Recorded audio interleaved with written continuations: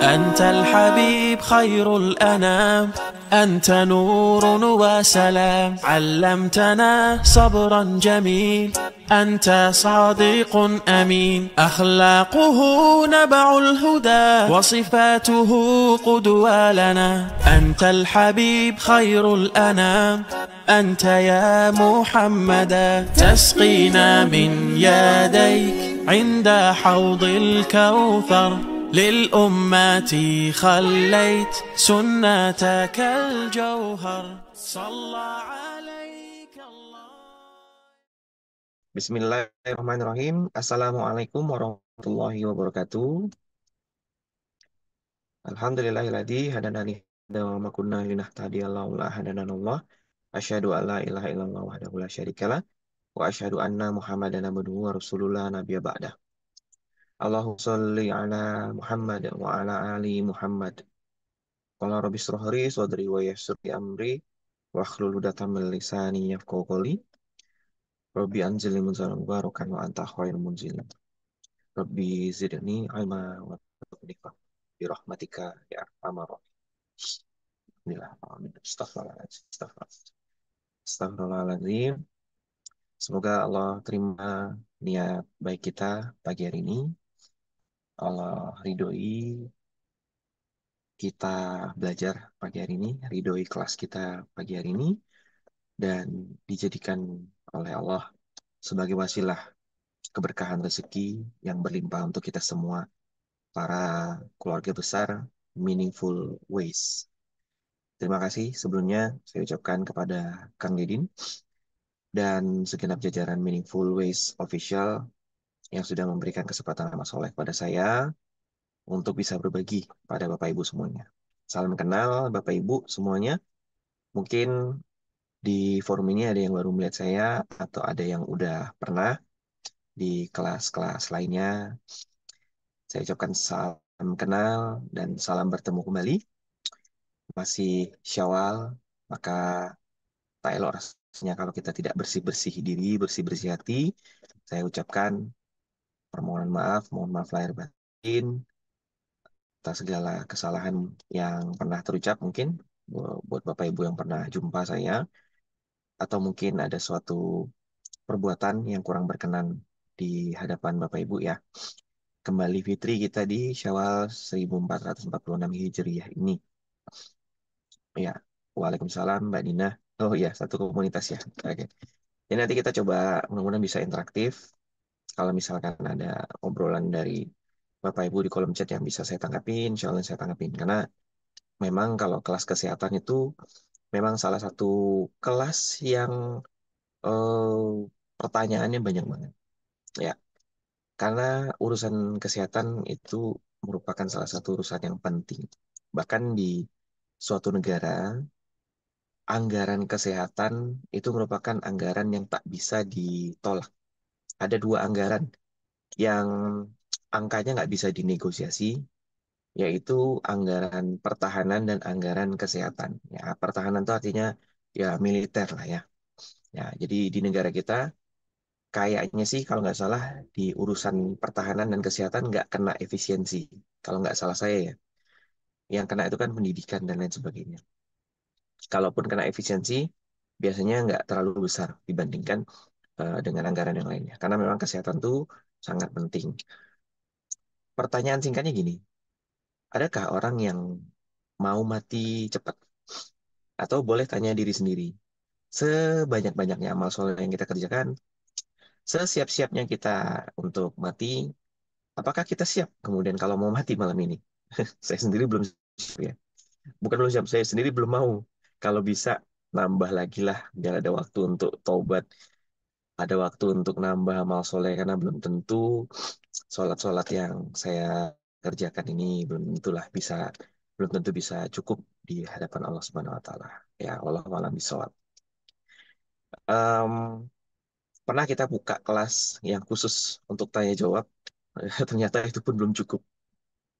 Semoga di pagi hari ini cukup lah ya dengan waktu yang ada. Karena saya juga harus berbagi waktu dengan jadwal praktik. Ya, Bapak Ibu, di sini ada visualisasi materi yang bisa saya sajikan nanti dibantu sama Kang Dedin. Nah, ini dia. Alhamdulillah. Sehat lahir batin di bulan Syawal. Menjaga kesehatan fisik dan mental pasca Ramadan. Ya, oleh saya sendiri, Bapak Ibu kalau lihat di gelar saya itu yang belakang ada CACHT, yaitu sertifat saya mendapatkan atau ini tanda bahwa saya sudah belajar ilmu holistik. Tanda saya udah belajar beberapa ilmu terapi yang semoga ini bisa meningkatkan kepercayaan Bapak Ibu untuk bisa mengamalkan pesan-pesan atau ilmu yang saya ceritakan. Sebelumnya saya juga sampaikan bahwa saya bukan bermaksud mengajari dan tidak bermaksud menggurui. Nah, tapi mungkin pagi hari ini kebetulan saya yang lebih dulu tahu. Jadi saya kemudian berbagi, membagikannya kepada Bapak Ibu. Ya, semoga berkenan Bapak Ibu bisa menerima pesan-pesan atau informasi dari saya. Nanti kalau ada yang bingung-bingung boleh ditanyakan. Oke, Kang Dedin boleh digeser dulu. Ya, tulisannya terlihat ya Bapak Ibu ya. Saya bikin ukurannya yang sedang lah, tidak kecil ya, bisa dibaca. Ya, bulan Syawal itu memang ada yang bilang ini transisi, ada yang bilang ini bulan percobaan ya. Ibaratnya misalnya di Ramadan kemarin kita digembleng, kemarin kita dilatih, di bulan Ramadan kita belajar kemarin. Nah, ternyata selesai bulan Ramadan kita udah dinyatakan lulus misalnya ya, udah kembali fitri lah insya Allah. Maka tanggal 2 Syawal, tanggal 3 sampai dengan tanggal hari ini dan nanti di penghujung Syawal itu semuanya merupakan di mana kita sedang dicoba. Kalau misalnya ada karyawan baru mau masuk ke suatu perusahaan, maka dia akan apa ya, mendapatkan gelar probation ya, atau masih dipantau nih, percobaan gitulah ya. Habis dari probation biasanya baru training. Itu kalau di dunia perusahaan. Tapi kalau kita secara manusiawinya, secara Islami, mari silakan mau menganggap bulan Syawal ini sebagai bulan percobaan silakan. Siapa yang sedang dicoba ya kita. Yang ngawasin siapa ya Allah. Ya, bulan Ramadan kita menjalani hidup sedemikian rupa. Nah, seperti itu pula harusnya kita menjalani hidup di bulan-bulan selanjutnya. Bulan Ramadan kita gampang banget puasa. Nah, maka di bulan-bulan selanjutnya, yuk semangat lagi puasanya. Nah, maka harusnya ya di bulan Ramadan Bapak Ibu semuanya sudah menjalani pola hidup yang sehat, makan teratur, ya, ibadahnya konsisten, emosi yang stabil ya. Makan teratur mungkin gini, maksudnya ya kita kan sahur sama berbuka, berarti satu harinya kita cuma 2 kali makan. Nah itu dilanjutkan. Kalau saya lebih menyenangi Bapak Ibu kalau belum mampu makan sedikit-sedikit, maka silakan makan dengan porsi yang biasa, tapi cukup 2 kali sehari. Ya, orang Indonesia biasanya mayoritas masih punya kebiasaan makan itu seharinya 3 kali, atau bahkan ada yang 4 kali bahkan. Itu nggak jadi masalah kalau porsi makannya sedikit-sedikit. Karena memang Rasulullah SAW sendiri menganjurkan kita eh, makan sedikit-sedikit tapi sering. Atau sebaliknya, makan sering tapi sedikit-sedikit gitu. Nah, cuman bagi kita yang mungkin sulit, ya kalau kalau makan sedikit itu belum makan namanya, mungkin gitu ya. Maka ya udah frekuensinya saja kita kurangi dari yang 3 kali jadi 2 kali. Nah, kemudian ibadah konsisten ya mungkin kemarin di bulan Ramadan berhasil khatam Quran 1 sampai 2 kali bahkan. Ya, maka di bulan selanjutnya, ayo 1 bulan 1 Quran atau 30 juz. Ya, harus sama semangatnya. Nah, nanti mudah-mudahan saya bisa juga menjelaskan apa hubungan baca Quran dengan kesehatan. Lalu kemudian yang ketiga, emosi juga stabil di bulan Ramadan. Kita khawatir kalau kita marah-marah nanti ibadah puasanya atau nilai pahala puasanya berkurang. Maka kita tuh merasa, setiap setiap hari saya diawasi. Semua pekerjaan yang saya lakukan nanti akan dimintain pertanggungjawaban. Ya, maka di bulan-bulan selanjutnya juga harus begitu. Yang sering terjadi di negara kita atau di negeri kita tercinta ini ya multifaktorial memang karena ya salah satu penyebabnya mungkin karena negara kita ini juga terdiri dari agama yang banyak ya bukan cuma Islam, ada agama A, B, C, D dan lain sebagainya. Maka kalau yang saya perhatikan di negeri kita ini Islamnya itu hanya ada pada bulan Ramadan saja. Dan Islam itu hanya ada pada saat maghrib. Ya, terutama di stasiun-stasiun TV ya. Semuanya bernilai Islam pada saat bulan Ramadan saja. Dan yang kedua, pada saat maghrib saja. Azan maghrib, ya, sedangkan azan-azan yang lain tidak ada. Nah, seperti itu. Nah, walaupun negeri kita seperti itu, tapi kalau bisa diri kita jangan seperti itu. Kita harus bisa menuansakan Islam di setiap waktu kehidupan kita. Islam yang saya sebut ini bukan cuma soal ibadah sholat, ibadah baca Quran, bukan cuman umroh, bukan cuman sodako, ya, tapi soal menjaga tubuh kita supaya tetap sehat, supaya menjaga eh, perilaku kita, pola pikir Islami, cara makan kita, cara makan Islami. Kenapa demikian? Karena Nabi Muhammad mengajarkan semua. Oh iya, azan subuh ada ya. Kalau subuh saya nggak pernah nonton TV. Sekarang semenjak ada HP, TV di rumah itu nggak kepake lagi ya. Oke, jadi Rasulullah Shallallahu Alaihi Wasallam mengajar semua aspek kehidupan. Seperti yang tadi kita bocorin di awal bersama Kang Deddy, memanusiakan manusia. Aspek pertama manusia itu ialah fisik. Nggak apa-apa kalau kita sakit kepala, kemudian minum obat apapun lah ya, mau itu yang medis maupun herbal atau obat-obat ala Nabi ya, apakah itu madu, minyak zaitun, air zam-zam dan lain sebagainya gitu ya. Silakan. Karena memang salah satu penyebab sakit kepala ialah dari aspek fisik. Ya, apakah karena aliran darah atau karena apa namanya? Denyut jantung yang terlalu kuat atau karena kelelahan di otot leher, tegang gitu ya dan lain sebagainya itu nggak jadi masalah. Cuman mumpung momennya pas, jadi saya juga izin mengingatkan, terutama kepada diri saya sendiri, ada aspek lain loh di tubuhnya seorang manusia itu selain fisik, yaitu ada aspek emosional. Kita bisa marah, kita bisa sedih, ya, kita bisa takut, kita bisa bahagia itu karena ada emosional di dalam tubuh manusia kita ini. Nah, aspek yang ketiga ialah spiritual. Ya, bagaimana kita semangat menjalani hidup, ya kita tetap yakin kepada Allah Subhanahu wa taala dalam menghadapi segala ujian, segala cobaan dan bahkan ketika kita mendapatkan teguran dari Allah Subhanahu wa taala. Nah, itu spiritual. Ya. Kemudian aspek yang keempat ialah aspek sosial. Bagaimana interaksi kita kepada manusia yang lain, bagaimana kita bersosialisasi di area tempat tinggal kita kepada tetangga kita, ya kan?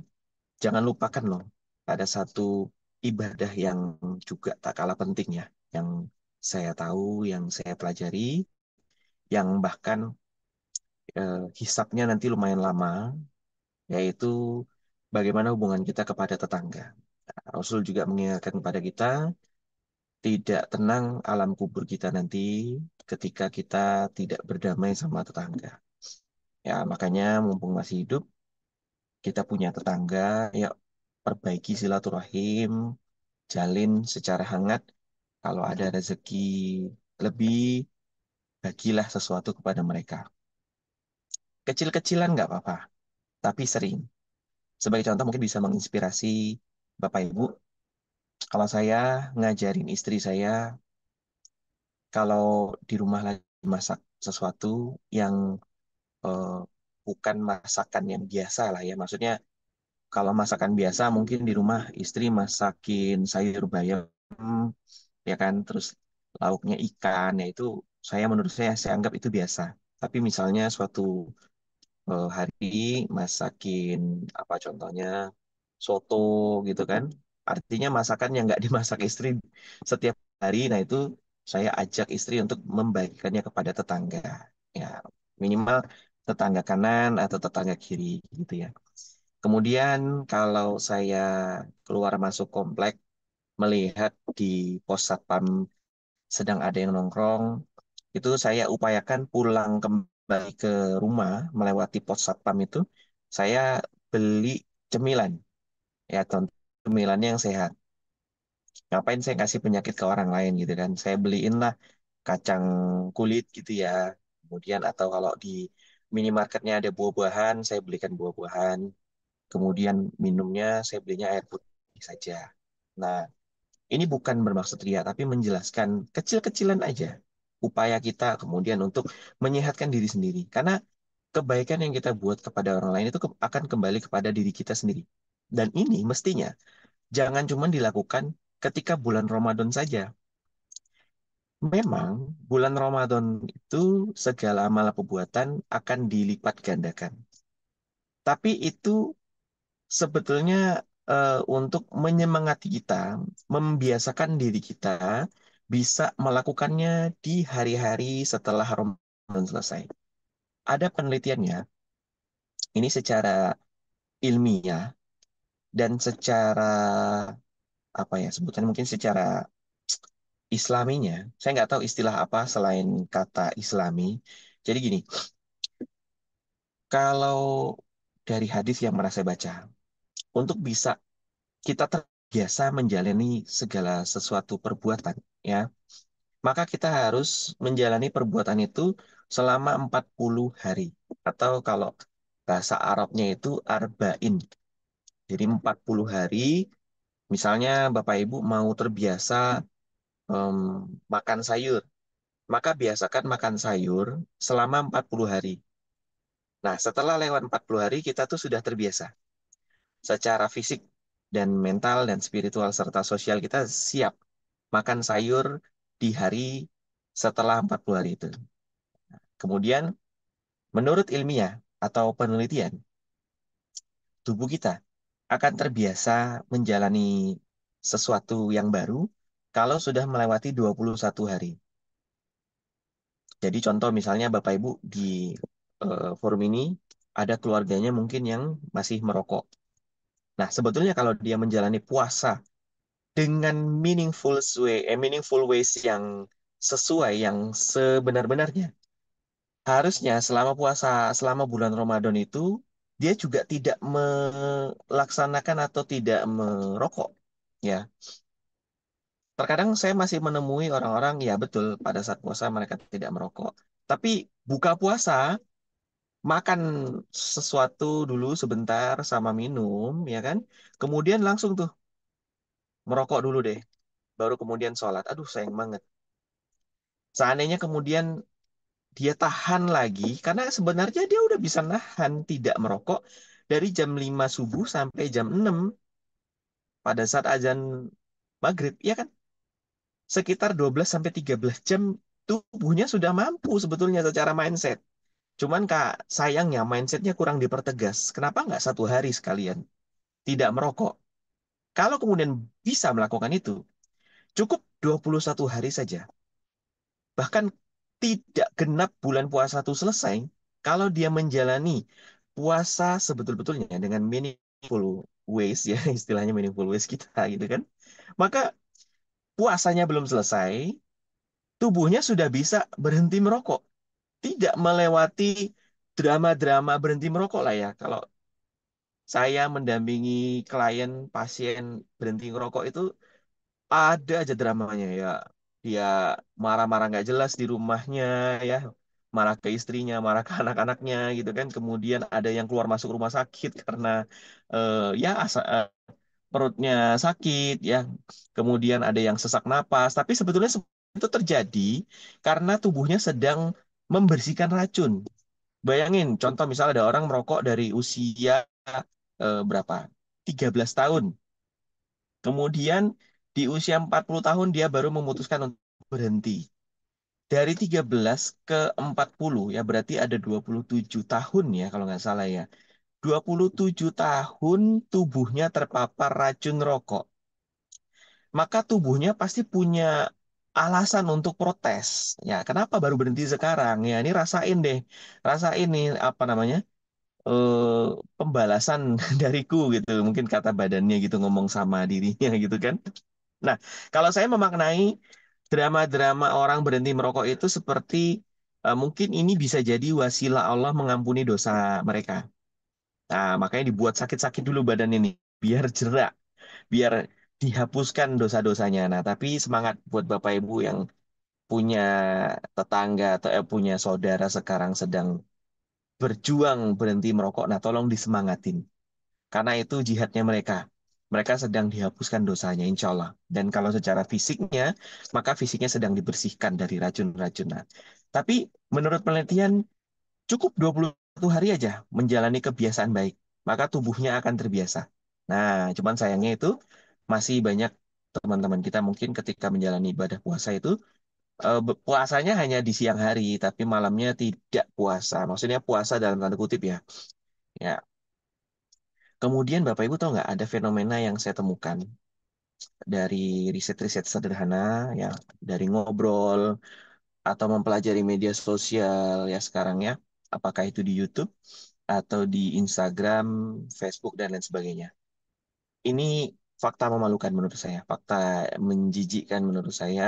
Mohon maaf saya juga harus bahas di sini karena bisa jadi em, apa ya, meningkatkan kewaspadaan Bapak Ibu terhadap diri sendiri, kepada pasangan, kepada anak-anak kita mungkin lebih tepatnya, terutama anak-anak yang sudah masuk ke usia remaja nih, hati-hati.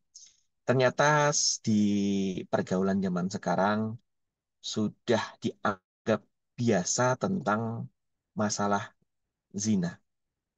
Jadi gini, bulan puasa mereka siangnya betul puasa, tapi malamnya mereka kembali berbuat hal itu. Nah, itu saya lihat di beberapa riset sederhana saya. Ya, ada apakah dari obrolan kepada orang-orang yang menjadi pelaku gitu kan. Kemudian saya melihat ke media sosial, ya apakah itu YouTube, Facebook, Instagram. Ternyata itu fenomena em, sesat yang sekarang sedang terjadi. Maka ayo perbanyak istighfar, perbanyak mengingat Allah Subhanahu wa taala, minta sama Allah, minta perlindungan, minta tolong selalu diingatkan diri kita, pasangan kita dan anak-anak kita. Ya, itu sebagai penyemangat kita di bulan suci Ramadan ini. Ya, untuk yang selanjutnya di slide-nya ini, aduh, boleh ditampilin lagi kan ini? Eh, Bentar, sebelumnya di slide sebelumnya lagi ada poin yang kedua ketiganya perlu saya pandu juga. Ya, Syawal itu juga bisa dianggap sebagai ujian ya, mempertahankan kebiasaannya. Karena kita udah ngelewatin bulan Ramadan kemarin 30 hari. Kalau secara ilmiahnya 21 hari harusnya kita udah terbiasa tuh. Kalau misalnya kita 30 hari puasa, berarti kan udah lewat dari 21 hari. Harusnya di bulan Syawal ini kita bisa kembali melaksanakan puasa. Dan kebetulan qadarullah di bulan Syawal kan juga ada tuh sunnah puasa Syawal ya kan. Ya, kalau bisa dilaksanakan secara semangat, secara berurutan, secara berturut-turut atau diberikan apa jangka waktu silahkan aja, nggak apa-apa. Ya, itu dalam rangka mempertahankan kebiasaan baik. Kemudian kesehatan lahir batin perlu kesadaran dan istiqomah. Ya, dan ini pentingnya umat muslim, diri kita sendiri, itu menyadari bahwa Islam tidak ada apa bukan hanya ada di bulan Ramadan saja, tapi di seluruh bulan-bulan itu, di seluruh setiap waktu kita tuh ada Islam. Lakukanlah apa segala perbuatan baik yang kita lakukan di bulan Ramadan, lakukan di bulan-bulan selanjutnya, ya. Tadi saya spill di awal menyatakan materi hari ini kita sedang membahas yang fitri-fitri. Kita harus bisa memaknai em, istilah atau makna kembali fitri. Fitri itu artinya fitrah. Manusia kembali ke fitrahnya sebagai manusia. Manusia yang punya 4 aspek tadi. Fisik, ya, emosional, spiritual, dan sosial. 4 aspek tadi harus kembali pada fitrahnya di bulan Syawal ini. Dan penggemblengannya atau perubahan besar-besarnya itu pada saat bulan Ramadan. Nah, beberapa di antara kita, bahkan diri saya sendiri dulu sebelum paham soal ini, memaknai kembali ke fitri itu hanya sebatas hati. Ya memang di apa saluran TV, apakah itu di momen-momen silaturahim di beberapa kesempatan ya, mengumandangkan kembali fitri memang hanya dimaknai sebatas hati saja, kolbu saja. Jadi kalau tadi 4 aspek, maka aspek yang dimaksud fitri itu oleh sebagian kalangan itu hanya aspek sosial, hanya aspek emosional saja. Jarang kita itu kemudian membahas aspek fisik dan aspek sorry, kalau yang di kalangan kembali fitri itu hanya aspek sosial dan spiritual. Jarang kemudian kita itu memaknai kembali fitri itu aspek manusia dan aspek aspek fisik dan aspek emosional. Ya, padahal fitri yang dimaksud itu fitroh. Kita kalau punya handphone kembali ke settingan pabrik. Ya, HP kita kembali seperti kita pada saat kita beli dulu. Ya, tidak ada ngelek-ngeleknya. Dan isi HP, galeri semuanya hilang atau kosong ya. Nah, itulah tubuh kita. Maksudnya kembali fitri, harusnya 4 aspek tadi itu benar-benar kembali ke settingan awal. Kenapa? Ya karena di bulan suci Ramadan kalau kita menjalani puasa ini dengan 4 aspek penting di tubuh kita, maka kita akan mendapatkan fitrah kembali pada 4 aspek itu juga. Cuman sayangnya, sebagian di antara kita menjalani puasa itu hanya untuk menjalankan ibadah. Bukan untuk kemudian, oh, puasa ini bentuk sayangnya Allah menyehatkan badan kita. Bentuk sayangnya Allah memastikan emosional kita atau kejiwaan kita sehat.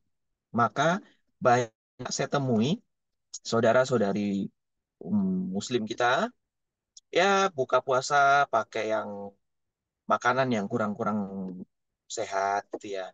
Pakai itu gorengan, tepung-tepungan. Buka puasa langsung yang ngenyang-ngenyangin. Nah, sebetulnya kurang tepat. Ya, habis tarawih harusnya tidur, tapi malah cari makan, pulang dari masjid mampir ke rumah makan Padang, warung Tegal mungkin ya. Kemudian apakah itu cari pecel lele sambil santai sama teman-teman atau sama istri, sama suami, baru habis itu pulang tidur. Waduh. Jadi menjalani puasanya kurang sempurna karena tidak menjalani puasa untuk kesehatan fisik. Akhirnya ketika bulan Syawal, dia kembali fitri, tapi fitrinya hanya di 2 aspek. Bisa jadi ya, yaitu aspek sosial dan spiritual. Ya betul, dia sama tetangga, sama keluarga, sama saudara memaafkan. Kemudian keimanan kepada Allah Subhanahu wa taala semakin meningkat ya.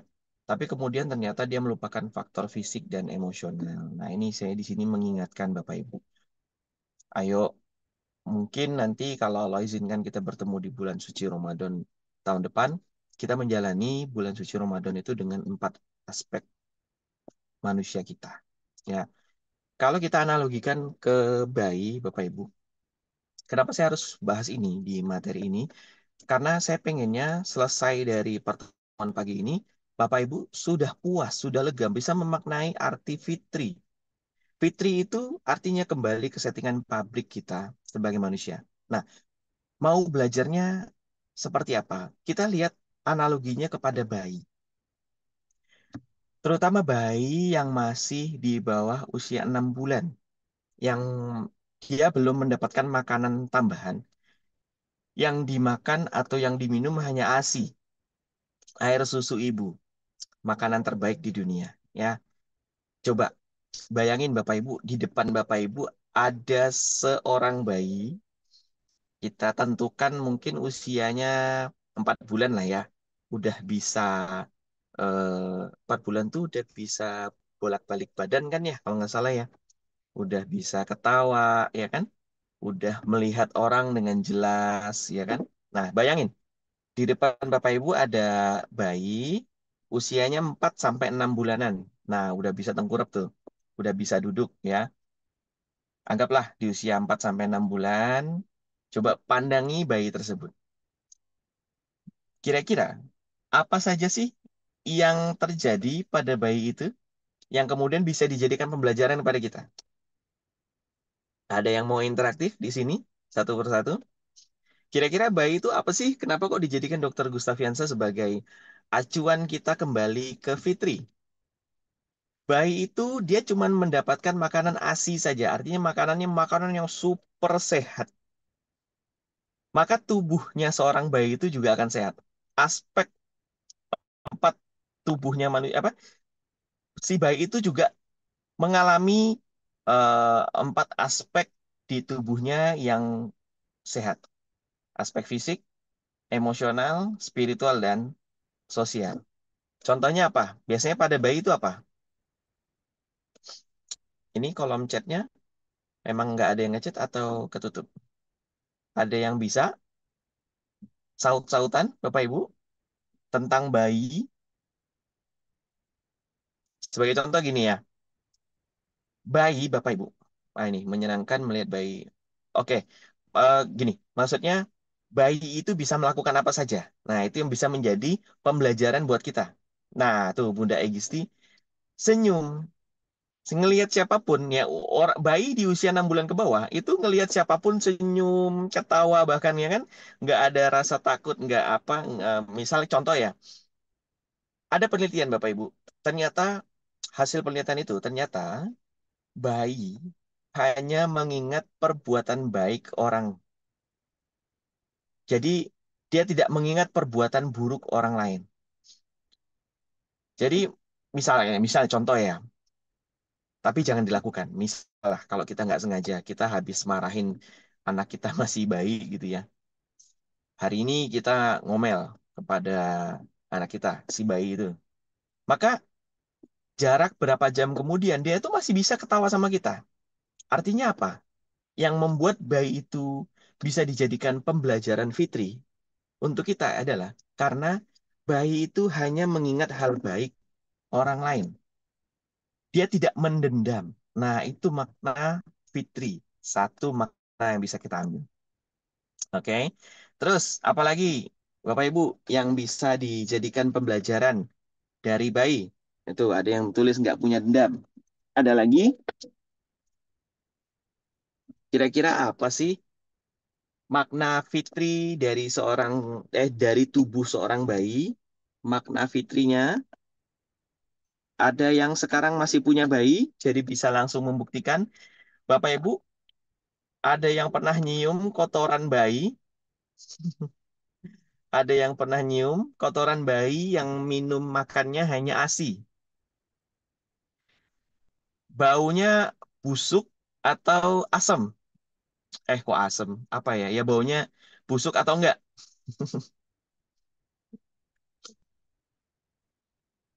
Ya kan? Baunya, ya, baunya ada yang bilang asam, ada yang bilang enggak busuk. Ya, karena pencernaannya sehat. Pencernaannya masih fitri. Pencernaannya masih pada fitrohnya. Kita juga bisa. Kalau pengen kotorannya nggak bau busuk, kembalikan makanan kita pada makanan yang sehat-sehat. Yang pernah ikut belajar kelas saya, paham perbedaan real food sama ultra processed food. Nah, biasakan diri kita makan makanan yang real food, makan makanan yang masih segar, makan makanan yang masih ada nyawanya. ASI itu kan real food, ya kan? Nah, itu bisa dijadikan pembelajaran. Pupnya, kotorannya si bayi itu nggak bau. Kalaupun bau, tapi baunya tuh nggak yang bikin mau muntah gitu ya. Nanti kalau si bayi ini udah lewat 6 bulan, udah dapat makanan tambahan ya, yang makanan macam-macam. Belum lagi kalau kemudian orang tuanya males beliin bayinya, beliin makanan yang makanan jadi di supermarket. Wah, itu baunya udah macam-macam tuh, bau kotorannya bayi itu. Kemudian apalagi yang ada di badan bayi? Keringatnya bau nggak? Saya rasa justru baunya ngangenin. Baunya wangi. Badannya si bayi itu baunya wangi. Ya. Terus apalagi sih tubuh bayi? Wajahnya ceria kan? Bayi itu rata-rata wajahnya ceria. Nah, ada lagi yang bisa diambil pelajaran dari bayi, ya dari aspek fisik, emosionalnya, spiritualnya, dan sosial. Dan ternyata, Bapak Ibu, koreksi saya kalau salah, ternyata bayi, terutama ini yang baru lahir, sampai usia 2 bulanan, bayi itu selalu terbangun ketika waktu sholat. Misalnya, kita tidurin dia jam 9 pagi. Nanti jam 11 atau setengah 12 tuh dia bangun. Ya, terserah bangunnya mau pakai nangis atau nggak nangis, pokoknya dia akan bangun. Kira-kira jam 11 atau setengah 12 tuh masuk waktu apa itu? Sholat zuhur kan? Nah, kemudian nanti dia akan bangun lagi menjelang sholat asar. Kemudian nanti dia setelah tidur dia akan bangun lagi menjelang waktu maghrib. Kemudian waktu isya dan waktu sholat tahajud itu dia akan bangun. Serta waktu subuh. Dan saya baru tahu setelah saya ngamatin dan setelah saya baca bukunya. Oh alah, ternyata bayi itu saking fitrahnya.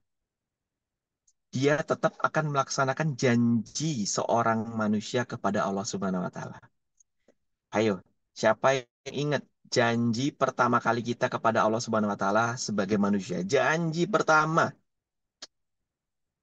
Janji pertama kita sebagai seorang manusia kepada Allah Subhanahu wa Ta'ala ialah dengan menuhankan Allah Subhanahu wa Ta'ala. Kita bersaksi bahwa Allah lah Tuhan kita. Kapan perjanjian itu terjadi? Pada saat masih kita di dalam rahim. Kita hendak ditiupkan oleh Allah ruh kita kepada janin kita dulu, waktu masih di dalam kandungan ibu, di usia 4 bulan, ya, kita diambil dulu sumpahnya. Ada di kan ya, aduh, kok saya lupa di ayat berapa itu, ada eh, apa namanya, kalimat perjanjiannya gitu ya, bahwa kita bersaksi bahwa Allah memang Tuhan kita. Nah, maka kita lahir di dunia sebagai seorang bayi, kita belum terkontaminasi dunia. Ya, qalu bala syahidna, betul. Ya, kita belum terkontaminasi oleh buruknya dunia ini, kita akan berusaha menepati janji, maka si bayi itu, diri kita sendiri waktu kita masih bayi, akan terbangun di waktu-waktu sholat. Maksudnya, bayi itu sebenarnya mau melaksanakan sholat, tapi belum bisa gitu loh. Nah, itulah makna fitrah dari seorang bayi yang bisa kita ambil pelajarannya. Yuk, kembali ke fitrah, betul-betul fitrah. 4 aspek kita kembalikan ke set yang terakhir. Oke, kita geser lagi, Kang Nedin, ke slide selanjutnya. Oh, panjang ya, ini slide kedua ya. Masya Allah. Nah, ini ritme hidup sebelum dan setelah Ramadan. Ya, pada saat Ramadan, ya kita makan 2 kali sehari. Pada saat sahur dan iftar, ya kita sangat teratur. Nah, ini yang harus kita waspadai setelah Ramadan. Jadwal makan bisa tidak terkontrol lagi nih. Ya, pagi, siang, sore, malam, ya itu makan terus isinya. Kemudian saat Ramadan ibadah malam aktif ya. Apakah itu tarawih, tahajud, baca Quran, sodakoh. Nah, maka setelah Ramadan, yuk kita pertahankan baca Qurannya. Kalau ada waktu, badan kita fit, boleh silakan bangun untuk melaksanakan tahajud. Kemudian saat Ramadan, banyak orang yang bisa tidur awal, habis tarawih, kemudian tidur. Nah, ini khawatirnya ketika setelah Ramadan, udah masuk lagi dunia pekerjaan, mulai deh tuh faktor-faktor stres muncul. Akhirnya, oh ya tidurnya tidur malam, bangunnya bangun kesiangan. Nah, itu ya kita harus hati-hati. Oke, geser lagi Kang Dedin. Menjaga pola makan setelah Ramadan, ya makan dengan porsi yang cukup, tidak berlebihan. Ya, jangan berlebih-lebihan, karena Allah tidak suka segala hal yang berlebih-lebihan. Bahkan hal baik pun kalau dikerjakan berlebihan juga tidak membawa keburukan untuk diri kita ya. Gitu. Karena ada di Quran kul apa? Kulu washrobu wala tusrifu. Silakan kamu makan, silakan kamu minum, tapi jangan berlebihan. Nah, itu perintah dari Allah Subhanahu wa taala. Dan ada di satu ayat yang sering saya perdengarkan di Quran Surah Al-Mulk ayat 15. Di situ Allah berfirman bahwa bumi ini sangat mudah untuk dijelajahi, untuk bisa dikelilingi dan dipelajari. Maka syaratnya hanya satu, supaya kita diizinkan Allah untuk bisa menaklukkan bumi ini. Syaratnya hanya satu, yaitu apa? Makan sebagian yang termasuk rezeki Allah. Sebagian. Perintah Allah bukan makanlah rezekiku, tapi makanlah sebagian. Jadi Allah mau ngajarin kita jangan rakus. Harus pinter hemat-hemat. Pinter berbagi sama orang lain. Maka kemudian Allah akan berikan dunia kepada kita. Amin. Amin ya Rabbal Alamin. Kemudian hindari balas dendam pada makanan yang tinggi gula dan lemak. Ini sering terjadi ya Bapak Ibu ya. Di bulan Ramadan kita tuh banyak nahannya. Hati-hati, emosi atau nafsu itu bukan ditahan, tapi dilepaskan.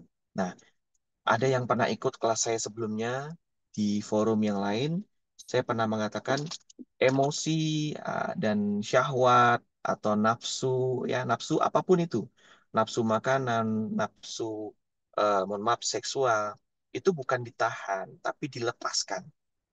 Dilepaskan tuh bukan maksudnya dilampiaskan, beda. Melampiaskan dan melepaskan itu beda. Melampiaskan ya berarti kita apa namanya? Terjemahkan nafsu ini kepada sebuah aktivitas ya, gitu ya. Itu kan melampiaskan. Nah, tapi kalau melepaskan kita udah buang. Jangan biarkan nafsu itu melekat di dalam batin kita, mengganggu ibadah kita. Nah, begitu. Nah, maka di bulan Ramadan harusnya kita lepaskan nafsu makan sesuatu, pengen makan ini, pengen makan, lepaskan saja, udah. Lupakan, lepaskan. Supaya ketika nanti selesai bulan Ramadan, kita tuh udah terbiasa. Tidak ada fenomena balas dendam. Gitu ya. Lalu kemudian yang ketiga, konsumsi sayur, buah, dan makanan alami. Nah, real food, halal dan toyiban. Siapa yang masih ingat konsep makanan halal dan toyiban yang pernah kita pelajari sama-sama? Konsep halal, saya yakin Bapak Ibu sudah tahu halal itu ada dua, zat dan sifat. Kemudian kalau toyib itu ada tiga, ya, bernyawa, berpasangan, dan local food. Nanti mudah-mudahan ada kesempatan kita bisa mempelajari di forum ini. Karena mungkin ada Bapak Ibu yang belum pernah ikut kelas saya sebelumnya yang mempelajari tentang konsep makanan halal dan thayyiban. Jadi konsep tersebut bisa menjadi kunci, bisa menjadi pegangan Bapak Ibu dimanapun Bapak Ibu berada. Mungkin saat ini sedang berada di Jakarta, tapi nggak ada yang tahu mungkin bulan depan mendapatkan tugas untuk berangkat ke mana, misal ke Australia, misal harus berangkat ke Turki, ke Swiss. Nah, karena sudah paham konsep halal atau thayyiban dari saya, maka Bapak Ibu bisa memilih sendiri makanan-makanan yang sehat. Lalu kemudian, poin keempat, sunnah makan. Menggunakan tangan kanan dan dan secara duduk. dan berhenti sebelum kenyang. Makan secara duduk, Bapak Ibu, terutama makan dan minum ya. Artinya bukan membahas soal ngemil, tapi kalau ketika makan yang betul-betul makan, maksudnya porsi yang cukup gitu kan, dan minum, tolonglah upayakan makan dan minumnya sambil duduk. Sudah diteliti dan ini berawal dari sanadnya dari Ibnu Qayyim yang beliau tuangkan di dalam buku yang namanya Kitab Zadul Ma'ad, ya, kitab karyanya atau tulisannya Ibnu Qayyim Al-Jauziyah, merupakan bapak kedokteran Islam dunia, kedokteran Islam. Nah, kalau bapak kedokterannya Eropa itu Ibnu Sina, tapi kalau saya kiblatnya pada Ibnu Qayyim, bapak kedokteran Islam. Beliau mencatat di dalam kitab Zadul Ma'ad semua gaya hidupnya Rasulullah SAW. Ya, dikatakan di buku itu makan dan minum dengan cara duduk menggunakan tangan kanan. Dan ternyata sudah diteliti bahwa ketika kita makan dan minum dengan cara berdiri, maka itu akan melemahkan liver kita dan akan melemahkan ginjal kita. Jadi anjuran dari Rasul itu pasti membawa kebaikan dan kesehatan untuk diri kita. Bukan sekedar anjuran untuk etika dan sopan saja. Ya, walaupun memang betul akan lebih sopan kalau kita makan minum pakai tangan kanan dan duduk. Nggak sopan rasanya. Terlihat kalau kita makan makanan atau minum dengan tangan kiri dan berdiri lagi. Ya, ternyata di aspek fisiknya juga dapat kebaikannya. Ya, kebaikannya yaitu menjaga kesehatan liver dan ginjal. Nah, kalau dijelaskan secara lengkapnya ini panjang banget, tapi intinya dengan kita makan duduk, ya, apalagi baca basmalah, ya, itu akan menyehatkan liver dan ginjal kita. Oke, geser lagi. Bergerak ringan, ya, tubuh pun sehat. Nah, ini untuk olahraganya ya. Lanjutkan gerakan fisik sederhana, ya, seperti saat tarawih itu kan, oh ya, ruku, ya, sujud gitu kan. Nah, kalau selesai bulan Ramadan kan nggak ada tarawih lagi. Nah, kita terjemahkan gerakan tersebut ke olahraga. Ya, maka rekomendasinya jalan pagi 15 sampai 30 menit sampai kulit kita kemerahan di bawah sinar matahari, ya. Kemudian lakukan stretching ringan ya. Stretching itu artinya peregangan. Apakah kita dengan cara grab atau memegang sesuatu, kemudian kita tarik badan kita, nah itu sudah juga bisa dimaknai sebagai olahraga stretching. Tapi kalau Bapak Ibu paham cara olahraga stretching ya, dengan cara tertentu, mungkin ada senamnya, silakan aja lakukan ya. Terus kemudian boleh silakan lakukan senam. Nah, senam itu sangat-sangat baik untuk apa namanya kardiovaskular atau untuk jantung, untuk pembuluh darah dan untuk otak itu sangat bagus ya. Terutama Bapak Ibu yang pengen terhindar dari penyakit stroke, penyakit jantung, nah silakan lakukan senam. Oke. Dan kita yang laki-laki Bapak Ibu, mungkin boleh sempatin dengan olahraga angkat beban. Karena dengan kita olahraga angkat beban itu kan berarti kita melatih otot kita nih. Ya, kita melatih otot, otot kita terlatih, otot kita kuat, maka tulang kita akan kuat. Siapa, ayo yang sudah mulai ngerasa lututnya sakit-sakit, pinggulnya nggak bisa ditekuk, gitu kan? Kalau rukunya nggak bisa maksimal. Nah, itu pertanda tulangnya tidak sehat. Tulangnya melemah. Nah, kenapa tulang bisa melemah? Multifaktorial, salah satunya ialah karena otot yang tidak dilatih. Nah, cara melatih otot, salah satunya ialah dengan olahraga angkat beban. Ya, apakah di tempat fitness atau di rumah kita bikin sendiri pakai ember, embernya dikasih semen gitu kan bisa tuh. Lumayan kan bebannya lumayan berat juga. Nah, itu dilatih otot tangan, otot perut, otot kaki. Nah, otot kaki juga bisa dilatih dengan lari atau jogging ya, lari-lari kecil gitu kan. Jalan kaki itu juga sama bisa melatih otot. Oke. Nah, ini semuanya diniatkan aktivitas ini sebagai bentuk rasa syukur dan sebagai nikmat. Eh, apa syukur kita kepada Allah atas nikmat yang sudah diberikan pada kita ya. Kalau kita bersyukur kan kita pasti akan diberikan lebih oleh Allah Subhanahu wa taala. Gitu ya. Oke, geser lagi. Nah, ini menjaga kesehatan mental ya Bapak Ibu ya.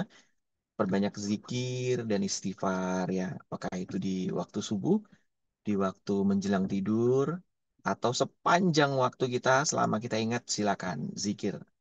Apakah itu istighfar, apakah itu bertasbih, ya silakan, silakan saja. Misalnya sambil naik motor, sambil bawa mobil, istighfar, astagfirullah, astagfirullah, astagfirullah. Nah, salah satu guru saya pernah berpesan, kalau mau rezeki lebih atau mau Allah ridho sama kita, maka perbanyak zikir. Ya, dan menurut penelitian, kalau kita zikir pada malam hari itu akan menenangkan otak. Jadi kita nggak dapat mimpi-mimpi yang buruk ketika tidur. Nah, itu salah satu kuncinya ialah kita zikir sebelum kita tidur. Ya, terserah apa yang mau kita zikirkan. Sholat malam itu juga termasuk zikir. Ya, karena zikir itu intinya zikir itu adalah mengingat Allah Subhanahu Wa Taala. Kemudian lanjutkan tadarusnya. Nah, saya mengingatkan pada diri sendiri dan kepada Bapak Ibu semuanya, tadarusnya jangan cuma di bulan Ramadan. Ayo, sempatkan di bulan-bulan selanjutnya. Kita nggak pernah tahu betapa menyeramkan proses hisab nanti. Allah dan para malaikat akan meminta pertanggungjawaban kita. Kenapa Quran di dalam rumah itu nggak disentuh? Kenapa satu hari 24 jam itu satu lembar pun nggak kita baca? Itu mengerikan Bapak Ibu. Saya pernah ikut satu kajian di 2 tahun yang lalu, bulan Ramadan, saya pernah ikut kajian membahas soal Quran. Salah satu tanda orang munafik itu adalah tidak menyentuh Quran sama sekali dalam satu hari itu. Dan kalau mau dicintai oleh Rasul, satu harinya minimal ketemu atau minimal baca 100 ayat. Bagi kita yang nggak terbiasa baca, mungkin mendengar, aduh 100 ayat per hari. Banyak dong, capek dong. Sebetulnya enggak. Sekarang kita coba lihat. Quran surah Al-Kahfi sendiri udah berapa? Ya kan?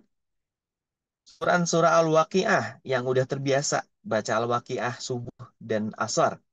Al-Waqiah ada 96 ayat. Tambahin lagi 4 ayat. Udah 100 dah. Apalagi bacanya 2 kali. Subuh sama asar. Ya kan? Kemudian yang punya kebiasaan sebelum tidur baca Quran surah Al-Muluk. Al-Muluk ada 30 ayat. Ya kan? Itu udah lebih-lebih. Berarti satu harinya udah lebih dari 100. Kalau yang punya kebiasaan baca Al-Waqiah sama Al-Muluk. Terus kemudian malam Jumat baca Al-Kahfi. Ada 110 apa 111 ya ayat Al-Kahfi itu ya. Kalau nggak salah 110 ya. Nah, kemudian eh, pesan ini saya sampaikan pada diri saya dan kepada Bapak Ibu. Ayo, biasakan sentuh Quran. Karena penelitiannya, ini yang tadi saya janjikan untuk menyampaikan ya. Wah ini nggak tahu ini isinya daging semua atau enggak ini. Pokoknya semoga ini bermanfaat semua ya. Ada penelitian yang saya baca tentang ilmu vibrasi, ilmu apa namanya ya, ilmu energi, dan mohon maaf ini jangan dimaknai sebagai feng shui, tapi memaknainya karena Allah itu punya ilmu yang luas. Nah, kalau saya memaknai ini salah satu ilmunya Allah Subhanahu wa taala, ilmu tentang energi, ilmu tentang vibrasi gitu ya. Dan di ilmu tersebut saya mendapatkan fakta bahwa kita sering mendengar bahwa tubuh manusia 90%-nya adalah air. Nah, cuman bagi yang nggak ngerti itu ya, terus apa? Kita tetap harus makan, kita tetap harus cari uang ya kan? Itu bagi yang nggak paham. Tapi kalau kita yang paham, tubuh manusia itu kan 90%-nya dari air. Nah, Bapak Ibu, air itu akan bisa bergetar ketika terkena getaran suara. Kalau nggak percaya, Bapak Ibu di rumah punya sound system, punya salon yang ukurannya agak gede, ya, ambil air di dalam gelas ukuran sedang, isi gelas tersebut dengan air, kemudian putar suara sound system tadi dengan suara yang agak gede, gitu ya. Coba lihat, gelasnya itu akan bergetar dan menghasilkan gelombang air. Tergantung sound itu kita putar dengan apa? Misalnya dengan lagu kah, dengan murotal Quran kah gitu ya. Tapi penelitiannya ya ada 4 sumber suara yang diputar. Yang pertama lagu atau musik rock ya, atau yang musiknya yang teriak-teriak gitu ya, musik rock gitu kan. Getaran yang dihasilkan itu tidak beraturan, hancur gitu ya getaran airnya. Kemudian yang kedua musik biasa. Nah, getarannya agak lebih baik lah daripada musik rock. Kemudian yang ketiga musik dangdut, coba bayangin penelitiannya. Musik dangdut. Nah, musik dangdut kembali apa gerakan airnya itu gelombangnya jelek.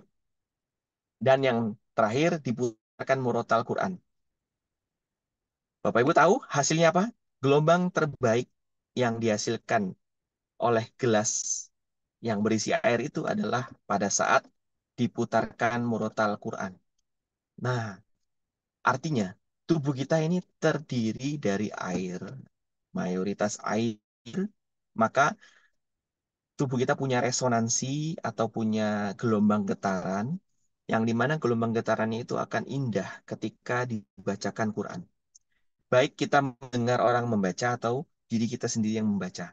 Maka wajar kalau Bapak Ibu sedang gusar, sedang khawatir, sedang sedih, kemudian membaca ayat-ayat suci Quran akan mendapatkan ketenangan, insya Allah. Karena ingat, tubuh kita sebagian besarnya air.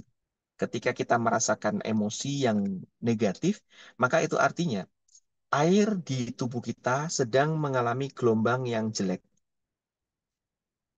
Maka cara memperbaiki gelombang tersebut ialah dengan dibacakan atau membaca Quran supaya gelombangnya itu tadi teratur.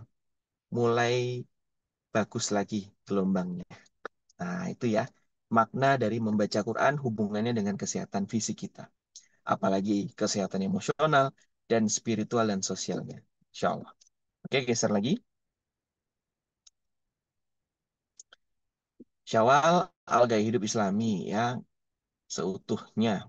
Ya, Syawal adalah momentum melanjutkan gaya hidup sehat dan ibadah berkesinambungan. Nah, ini yang sering kita bahas dari tadi ya. Sehat fisik dan mental itu bekal untuk lebih produktif dalam ibadah dan aktivitas, insya Allah. Nah, ini sebagai penyemangat Bapak Ibu. Dan ada hadis yang bisa saya sampaikan, sebaik-baiknya amal adalah terus-menerus walaupun sedikit. Ya, kalau di apa namanya, Bapak Ibu pernah atau kenal sama Pondok Masjid Munzalan Ashabul Yamin ya. Pengasuhnya namanya Kiai Lukmanul Hakim. Beliau sering berpesan sama kita, sama kami, dengan istilah inspire, infak setiap hari, kalau bisa sering-sering. Nah, ini makna dari salah satu salah satu cara memaknai hadis ini, hadis riwayat Bukhari. Nggak apa-apa, sedekahnya kecil-kecil, tapi sering. Satu hari 10.000, besok 10.000. Ya kan, 1 bulan berarti 300.000 ya kalau kita hitung secara kalkulator manusia ya kan. Tapi kita nggak pernah tahu kemudian hitungan kalkulatornya Allah nanti balasan untuk kitanya berapa dan bagaimana. Wallahu alam. Semoga Allah berikan segala balasan terbaik untuk kita, segala amal ibadah yang sudah kita kerjakan. Amin amin ya rabbal alamin. Oke, geser lagi. Dan ini saya perkenalkan Bapak Ibu minuman pamungkas ya, artinya minuman yang bisa membersihkan kita, bisa menyehatkan kita, bisa menguras sampah-sampah negatif dalam diri kita. Dengan 3 minuman ini, pagi hari pada saat perut kosong, habis sholat subuh, jangan makan apapun dulu. Nah, tegaklah 2 sampai 3 sendok madu. Kemudian siang hari ketika kita hendak makan, di makanan kita teteslah cuka. 2 sampai 3 tetes, aduk sampai rata, kemudian kita makan seperti biasa. Lalu kemudian malam hari sebelum tidur, coba sempatin minum perasan jeruk nipis. Boleh dicampur sama air putih. Kalau tidak kuat asam, boleh ditambah dengan madu lagi, boleh silakan. Nah, kenapa maknanya ini saya pisahkan pagi madu, siang cuka, malam nipis? Nah, begini. Cara minum madu yang terbaik ialah yang pertama, boleh ditambah dengan air. Akan lebih mudah apa namanya? Akan lebih mudah dicerna madu tersebut kalau kita minumnya dengan dilarutkan ke air. Kemudian, yang kedua, airnya air yang dingin. Nah, jadi kalau mau meningkatkan khasiat dari madu tersebut, tambahkan air. Dan yang kedua, airnya dingin. Kemudian yang ketiga, mengaduknya dengan sendok yang tidak terbuat dari logam. Ya, itu yang ketiga tuh. Yang keempat, aduknya ke arah kiri, tawaf. Ya, aduk ke arah berlawanan jarum jam. Itu keempat kan? Yang kelima, taburi garam, garam Himalaya sejumput aja, nggak usah banyak-banyak. Garam Himalaya itu garam yang warna pink ya. Ada tiga sih, garam Himalaya itu ada tiga jenis. Warna putih, pink, sama hitam. Dan itu terbuat dari garam Himalaya semuanya, garam bukit ya. Nah, boleh silakan yang eh, warna pink, boleh silakan. Nah, kemudian cara yang keenam, minumnya pada saat perut kosong. Waduh, ini banyak banget yang bertanya. Saya khawatir nggak kejawab semuanya. Sebentar ya Bapak Ibu, karena ini informasinya harus secara terkurikulum bentar-bentar. Pelan. Udah pada nyimak ya tadi ya, cara minum madu yang eh, dahsyat. Yang pertama dicampur air, nah, maksudnya dilarutkan ke dalam air 100 sampai 200 cc. Kemudian yang kedua, airnya air yang dingin. Yang ketiga, mengaduknya dengan sendok yang bukan terbuat dari logam. Yang keempat, aduk searah tawaf atau berlawanan jarum jam, ya. Yang kelima, ditambah dengan garam Himalaya. Kemudian yang keenam, minumnya pada saat perut kosong, pagi hari. Sebelum ketemu makanan apapun, minum dulu madu. Karena gini, madu itu em, fungsinya salah satunya untuk tenaga, ya kan? Kemudian yang kedua, dia bisa melunakkan atau bisa melembutkan saluran pencernaan kita. Jadi Bapak Ibu tahu nggak, setiap harinya tuh tubuh kita tuh ada aja sel yang rusak, termasuk pencernaan. Termasuk saluran pencernaan kita tuh pasti setiap hari ada yang rusak. Ada yang mati, harus diganti dengan yang baru.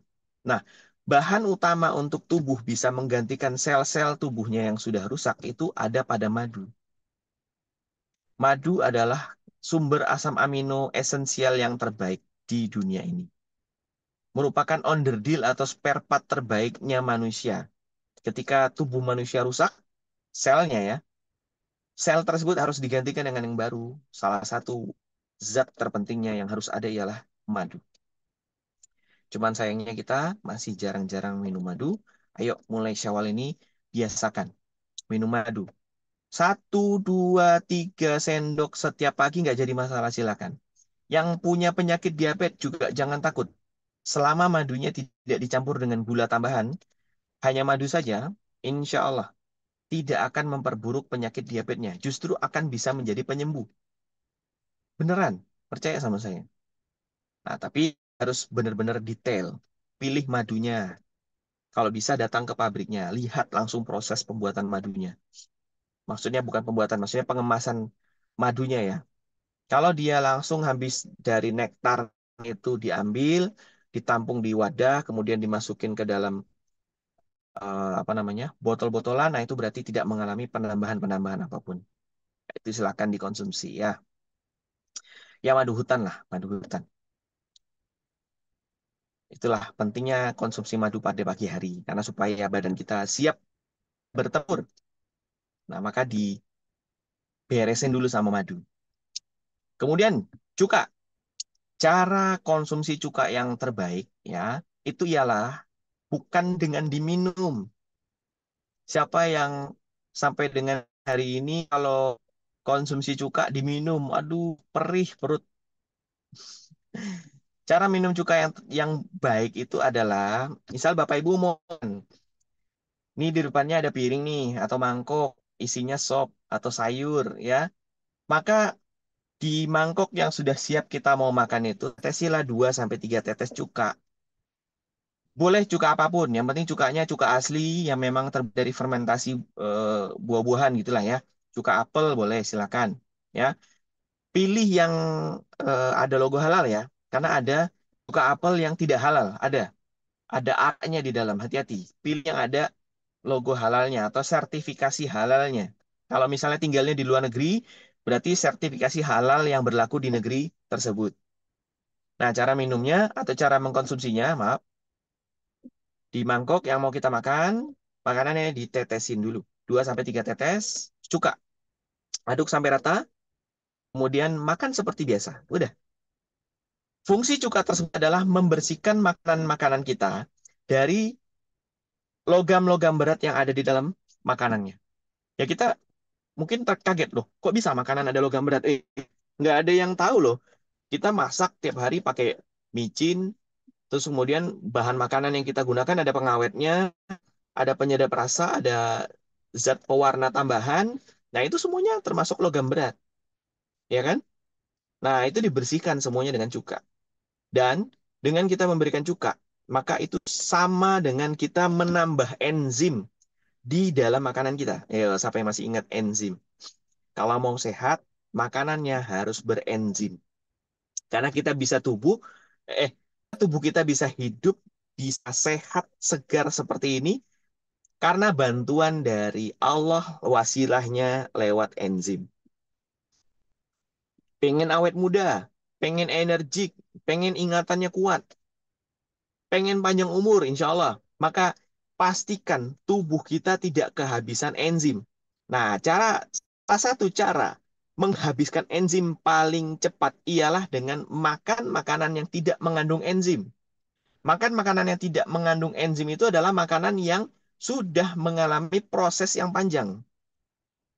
Multi proses food atau ultra processed food biasanya kandungan enzimnya akan semakin habis.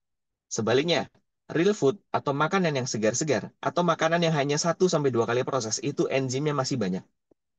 Silakan dipilih. Nah, itu salah satu konsep makanan toyib saya bocorin ya. Ya, yaitu adalah makanan yang masih bernyawa. Nyawanya adalah di enzim, gitu ya. Nah, cara kita menambah enzim di dalam makanan kita ialah dengan cuka. Siapa yang baru tahu? Ayo, silakan. Mau cuka apapun, Bapak Ibu silakan. Cuka, yang penting halal. Oke. Kemudian malam hari, jeruk nipis. Bapak Ibu jangan takut, yang punya sakit mah. Memang ketika kita punya sakit mah minum jeruk nipis itu agak perih-perih, tapi ketahuilah Bapak Ibu, jeruk nipis itu yang kelak akan menyembuhkan sakit mah kita. Terkadang kita itu menakuti sesuatu yang justru sesuatu itu baik untuk kita. Nah, jeruk nipis itu memang seperti momok yang menakutkan bagi orang-orang yang punya penyakit mah. Padahal ternyata jeruk nipis itulah yang menyembuhkan dia dari sakit mah. Cuman karena dia takut untuk mencobanya, makanya sakit mahnya nggak sembuh-sembuh.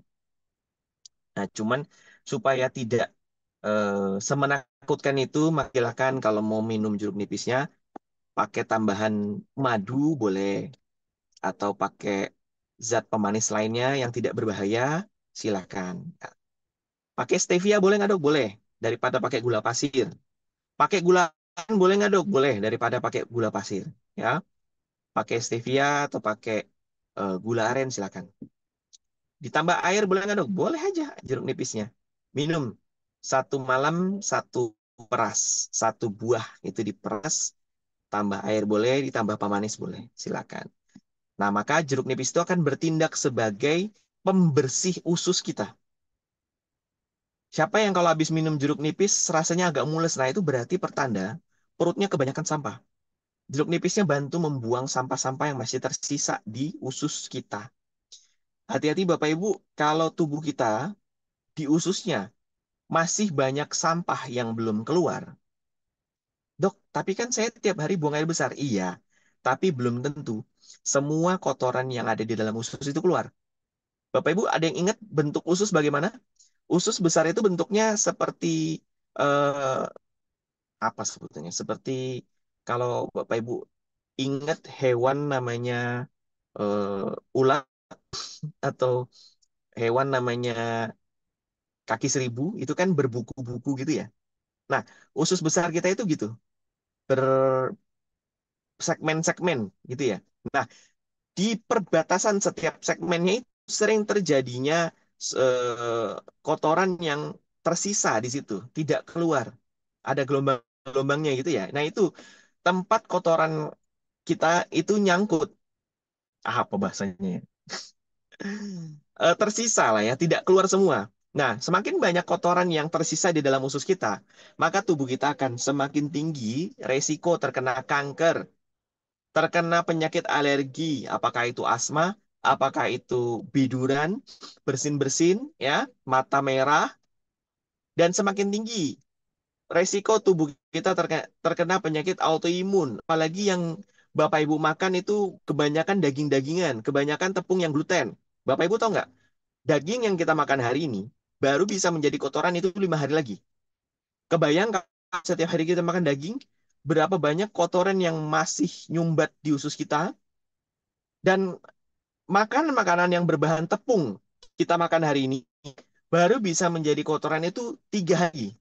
Berarti panjang proses pengolahan dan pencernaan daging dan tepung. Maka kalau bisa kurangi porsi makan daging dan porsi makanan yang berbahan tepung. Terutama tepung yang gluten. Karena ternyata tubuh kita sebagai orang Indonesia, Asia Tenggara itu nggak cocok makan makanan berbahan tepung gluten. Tepung gluten itu ada gandum dan terigu. Kenapa ke orang Arab, kemudian di Eropa aman-aman aja? Karena perut mereka siap. Mereka punya enzim yang bisa mencerna gluten. Nah, kalau kita orang Indonesia, mayoritas tidak punya enzim untuk mencerna gluten. Maka tubuh kita yang sering kemasukan gluten harus mengorbankan enzim dari tubuh kita sendiri. Nah, ingat tadi konsepnya, kalau mau panjang umur, jangan sampai kehabisan enzim. Hemat-hemat enzim di dalam badan kita. Kalau bisa ditambah lagi enzim dalam badan kita. Ketika kita makan sesuatu yang tidak ada enzim, maka tubuh kita akan diambil enzimnya. Sayang banget, ya kan? Nah, gitu. Maka salah satunya dengan cara jeruk nipis untuk membersihkan sisa-sisa yang masih tersisa di dalam usus pencernaan kita. Oke, begitu? Sudah pada paham ya Bapak Ibu ya? Wah, udah jam 7 nih. Kalau nggak salah ini slide terakhir. Boleh Kang Dedin digeser dulu? Ah, selesai ya. Oke, mungkin demikian yang bisa saya sampaikan Bapak Ibu. Mohon maaf apabila ada salah kata. Ini kayaknya nggak bisa sesi tanya jawab ya karena saya udah harus pulang dulu. Terus kemudian bersiap berangkat ke klinik nih Bapak Ibu ini. Semoga nanti ada kesempatan deh kita bisa ngobrol lebih panjang. Karena kalau saya gini Bapak Ibu ya, kalau menurut saya materinya penting, saya lebih baik sampaikan sepuas-puasnya, sepanjang-panjangnya, walaupun tidak ada sesi tanya jawab, tapi materi tersebut tuh sampai 100% ke telinga dan sanubarinya Bapak Ibu. Begitu. Akhirul kalam, saya minta maaf apabila ada salah kata. Yang baik-baik hanya datang dari Allah Subhanahu wa taala. Yang kurang baik dari diri saya pribadi. Untuk itu saya minta dimaafkan ya Bapak Ibu ya. Saya kembalikan kepada moderator kita, Kang Deddy. Masya Allah, syukuran dok ilmunya, Masya Allah ya. Tadi eh, apa, iya, apa sih awalannya itu masih lumayan panjang ya, dari sisi bahas fitrinya. Nah baru pas di akhir-akhir tuh tentang bener-bener nih kayak ilmu medisnya keluar gitu kan. Kalau ibu-ibu nunggunya itu tuh. Wah, ini nih, oh ternyata kan, misal tadi kayak tadi kan, ternyata madu tuh seperti itu, cara minumnya kayak gitu, ada aturannya ternyata. Jadi nggak cuma ngasal minum gitu kan, terus cuka. Oh ternyata ada ininya juga ya gunanya. Oh ternyata cara pakainya kayak gitu gitu. Jadi ternyata banyak hal yang tidak kita ketahui, dan justru nih yang saya suka dari dokter Gustaf itu karena beliau itu basicnya medis ya. Jadi nanti itu bisa penilaiannya itu bisa berimbang. Nih, kalau biasanya kan kalau dokter, udah dokter tuh pasti mikirnya obat, obat, obat, obat gitu. Nah, kalau kita datang ke terapis, mikirnya ya terapi, terapi, terapi, terapi gitu. Mengasampingkan obat. Ya, begitupun kalau kita datang ke ustadz, ya udah zikir aja gitu. Nah, kalau Ustadz itu ini campuran semuanya. Ya disuruh zikir iya, disuruh minum obatnya juga memang paham di situ gitu. Terus Iya, alhamdulillah. terapinya juga bisa gitu. Nah, berikut plusnya ada ilmu Tibun Nabawinya, karena ya kayak tadi semuanya ada di Quran dan itu bisa dijabarkan ternyata secara medis kan, entah itu dari Quran itu, oh ternyata ketika kita baca Quran itu memang pengaruh ke fisiknya itu ada gitu. Jadi bukan cuman sekedar disuruh sama Allah ya udah baca Quran mah apa Ya, betul. pahala aja gitu. Kita nggak dapat apa-apa. Mantap ya. Jadi insya Allah komplit. Ini kira-kira saya mau ngetes dulu aja nih. Kira-kira kalau nanti Dokter Gustaf diundang lagi pada mau nggak? Coba saya cek Masya dulu Allah. di kolom komentar. Astagfirullahaladzim. Ada berapa banyak yang mau? Baru satu. Mau. Masya Allah. Kayaknya banyak yang mau nanya nih, soalnya tadi nggak ada sesi pertanyaan, banyak yang penasaran dok ini. Kalau mah itu kayak gimana? Bener nggak sih? Apa jeruk nipis itu bisa ngobatin mah gitu? Bisa. Karena jeruk nipis itu kan dia salah satu zat minuman atau zat yang ber-pH basa. Hmm. Kalau kita ingat pelajaran kimia dulu, ada pH asam, pH netral, dan basa. Nah, jeruk nipis, air zam-zam, air alkali itu semuanya punya pH basa. Dan Bapak Ibu tahu nggak cara menyembuhkan penyakit mah itu dengan cara mengkonsumsi sesuatu yang pH-nya basa. Salah satunya jeruk nipis. Kemudian kalau ada rezeki bisa beli air zam-zam atau pas lagi umroh bawa tuh air zam-zam dengan niat bacakan sebelum kita minum ya Allah jadikan air zam-zam ini wasilah untuk sembuhnya sakit mah saya gitu. Dan kalau untuk makanan untuk sakit itu makanan yang baiknya itu yang pertama kanji silahkan dimakan. Kemudian tempe yang masih mentah dicampur sama kurma. Itu juga salah satu superfood, real food dan superfoodnya sakit mah. Insya Allah kalau Bapak Ibu rutin kan makan tempe plus kurma plus madu juga boleh. Insya Allah 7 hari diikhtiarkan itu insya Allah perutnya sakit mahnya sembuh. Dengan cara apa dok? Boleh dibuat semacam sandwich gitu ya. Tempe atas bawah, tengahnya kurma, terus kemudian kita makan atau dicampur dengan madu, atau dijadikan blenderan, atau dijadikan blenderan, dijadikan jus di blender ya. Tempenya tadi, kemudian ditambah dengan kurma dan madu, dikasih garam Himalaya dikit. Nah, itu jadi jus tempe jadinya. Tapi tenang Ah, Bapak Ibu, kalau kita tambah dengan kurma dan madu sama garam Himalaya, maka rasa tempenya tuh akan hilang. Tapi khasiatnya tetap kita dapatkan. Ingat tempe itu kan salah satu makanan yang kita satu. fermentasikan ya. Kok fermentasikan? Apa yang kita eh, diemin, kemudian terjadi pertumbuhan jamur yang baik, sehingga jadilah dia tempe. Nah, maka itu salah satu makanan yang memiliki enzim yang cukup tinggi. Cuman sayangnya orang Indonesia makan tempenya nggak cuman direbus, ada juga yang digoreng. Nah, sayang banget enzimnya jadi hilang, rusak. Maka kalau makan tempe itu kalau bisa rebusan atau bacem aja udah gitu. Kalau digoreng Oke. ya dia rusak juga.